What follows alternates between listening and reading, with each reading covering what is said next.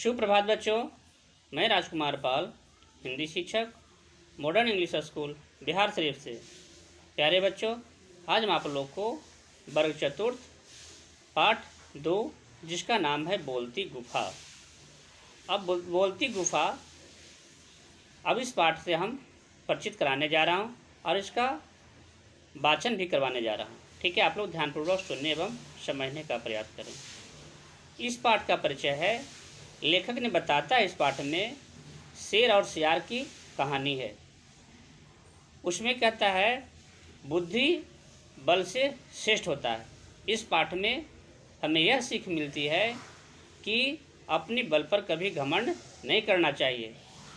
ताकत का एक अलग महत्व होता है, लेकिन उससे बहुत बड़ा ताकत बुद्धि होती है।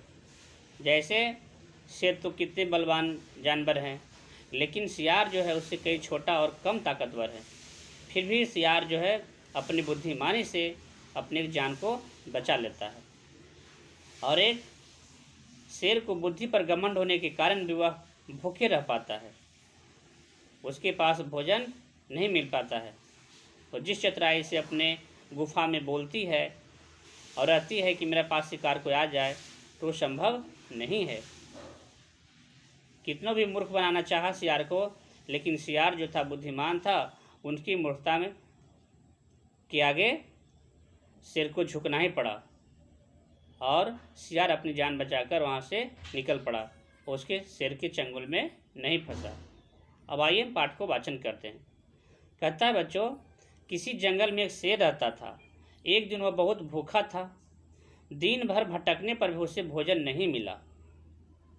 अंत में निराश होकर वो गुफा में जाकर बैठ गया और उसने सोचा कि रात में कोई न कोई जानवर अवश्य आएगा और उसे मारकर अपना भूख मिटा लूँगा। ये शेर कह रहा है।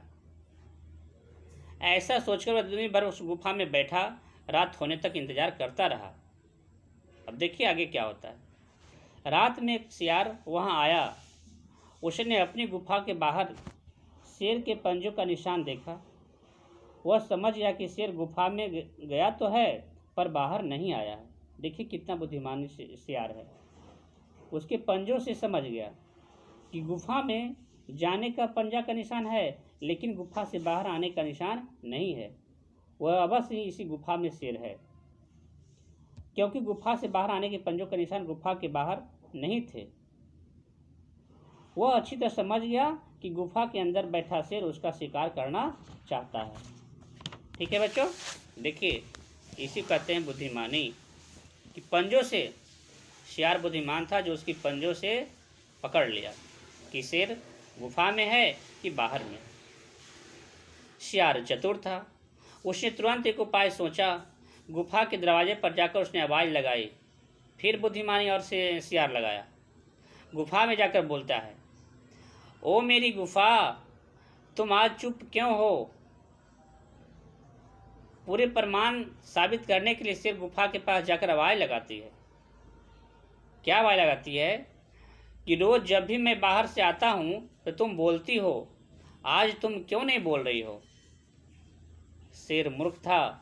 वह देखिए आवाज़ लगाते, गुफा कभी बोलता है बच्चों? नहीं। अब देखिए क्या होता है। गुफा के अंदर बैठे शेर ने सोचा कि संभव है। उसने सोचा कि हो सकता है भाई गुफा बोलती होगी, आज नहीं बोल रही है, चलो उसके बदले हम ही बोल देते हैं। गुफा के अंदर बैठे शेर ने सोचा कि संभव है गुफा रोज बोलती हो, मगर आज मेरे डर से मौन है, यानी चुप है। मन ही मन से सोच रहा है कि मेरे डर से गुफा नहीं बोल रही है, चलो मैं ही बोल देता हूँ, इसलिए मैं ही इसे आवाज़ देकर बुलाता हूँ। और ऐसा सोचकर शेर ने सियार का आवाज़ लगाते हुए कहा, आ जाओ मित्र, अंदर आ जाओ। शेर की आवाज़ सुनते ही सियार समझ गया कि शेर गुफा के अंदर ही मौजूद है।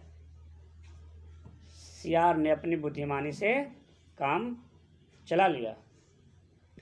सियार चतुर अपने प्राण बचाकर वहाँ से भाग गया कि रे अब क्या सोचना है, अब तो पूरे साबित हो चुका है कि शेर इस गुफा में कहीं निकल गया तो मेरी जान चला जाए। इसलिए वह दुम दबाकर 9 2 11 हो गया। बहुत देर तक कोई गुफा के अंदर नहीं आया, तो शेर बाहर निकल कर आया और वहाँ किसी को न देखकर शेर को अपनी मूर्खता पर बहुत पश्चाताप हुआ। अब बच्चों, अब आप तौलिए कि कौन होशियार है, सियार होशियार है कि शेर होशियार है। इसीलिए कहता है कि अपनी बल और ताकत पर घमंड नहीं करना चाहिए। हमेशा ताकत से बुद्धि बड़ी होती है। बुद्धि है तो आपके पास ताकत भी है। अगर सिर्फ ताकत है और बुद्धि नहीं है तो आपकी कोई बुद्धिमानी चतुराई नहीं चलेगी। यह पाठ हमें यह बताता है कि मस्तिष्क की ताकत सदैव शारीरिक बल से श्रेष्ठ होती है। जो काम शारीरिक बल से नहीं हो पाता, हम वह काम चतुराई से सफलतापूर्वक कर लेते हैं।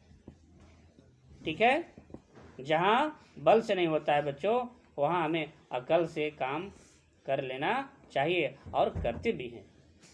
इसलिए कहा गया है कि बल से बुद्धि बड़ी होती है। ठीक है बच्चों, अब आप, मुझे आशा है कि इस पाठ को अच्छी तरह से समझ गए हैं। धन्यवाद।